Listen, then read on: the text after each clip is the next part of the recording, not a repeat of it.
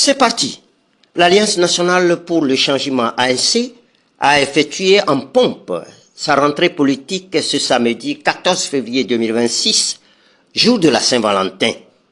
Une manière pour le parti de mettre en exergue son attachement pour la mère patrie. Malgré la grande pluie qui s'abattait sur Lomé, la capitale et de ses environs, les militants des 22 fédérations d'Aguanivé et du Golfe ont afflué sur le siège du parti. Les fédérations de Palimé, de Zion et de Yoto n'ont pas voulu être du reste. Elles se sont fait représenter par des délégations. Aussi, les femmes des marchés de bain de Rankopé et d'Akassimé y ont brillé par leur présence massive. Les militants étaient si nombreux que le siège n'a pas pu les contenir. On dénombrait encore plusieurs d'entre eux au dehors et aux alentours du siège. La rencontre elle-même s'est déroulée en deux phases.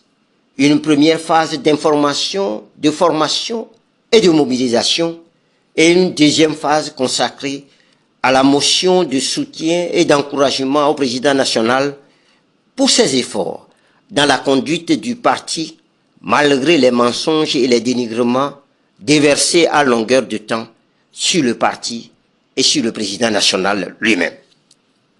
La phase première a permis tout d'abord au secrétaire général adjoint Kwame Manti de dresser un tableau sombre des faits sociaux et des brimades qu'exerce le régime sur les populations. En exemple, la dilapidation des fonds des retraités par la Caisse nationale de sécurité sociale, le prix exponentiel du courant électrique et les pérégrinations des populations de l'Atécopé dans le canton d'Adécopé dans leur recherche effrénée de l'eau potable. Le président national s'est appesanti sur l'histoire du pays que le régime tente de tronquer depuis 63 ans.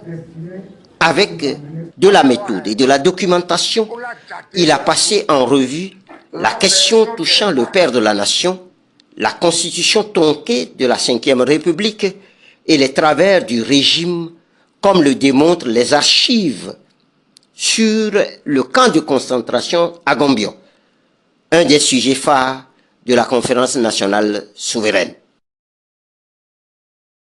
Il faut se remobiliser pour exercer le maximum de pression sur ce régime, qui n'est pas un régime qui, contrairement à ce qu'on pense, réfléchit beaucoup.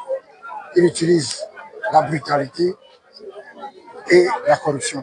La deuxième chose, c'est répondre à un certain nombre de sujets traités sur les réseaux sociaux et comme d'habitude,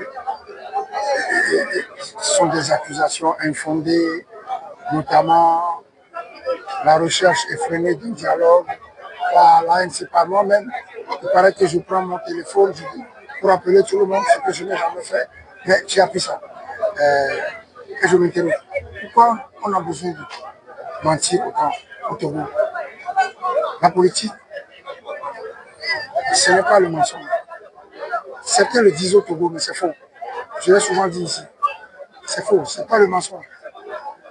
Parce que si tu mens, la personne victime de tes mensonges peut te traîner devant les tribunaux. Ici, ce n'est pas vrai. Ce n'est pas possible. Donc, la politique, ce n'est pas le mensonge. Et le mensonge au Togo, vous savez ce que c'est, depuis 1963, nous savons qu'ils mentent. Ils savent qu'ils mentent. Ils savent que nous savons qu'ils mentent. Nous savons qu'ils savent que nous savons qu'ils mentent. Donc, ce n'est pas ça la politique. Et nous pouvons contester, faire la politique de manière rigoureuse et exercer le maximum de pression sur ce régime. La rencontre a duré 3 heures d'horloge et le rendez-vous est pris pour la prochaine qui se tiendra au mois de mars.